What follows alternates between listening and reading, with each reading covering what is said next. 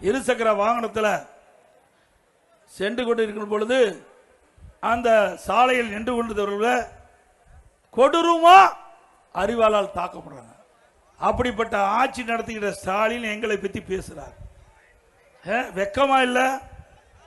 அது மட்டும் இல்ல, கோவில் காவலாளி அஜித் குமார் அவர் மீது ஒரு திருட்டு குற்றச்சாட்டை சுமத்தி பொய் வழக்கு போட்டு விசாரணை என்ற பெயரில் படுகொலை செய்யப்பட்டுகிறீங்களே, இதுதான் ரத்தக்கரை படிந்த கை, திரு ஸ்டாலினுடைய கை. உண்மைதானே? ஒரு மாதத்திற்கு முன்பு மானாமதியில லாக்அப் டெத்து, இன்றைக்கு காவலால் தாக்கப்பட்டு உயிரிழந்திருக்கிறாங்களே, இதுதான் ரத்தக்கரை படிந்த கை. ஸ்டாலின் அவர்களே, உங்களுடைய ஆட்சியா நடக்குது, ஆட்சி நடக்குது. அந்த ஆட்சியில முறையா நடக்குதா?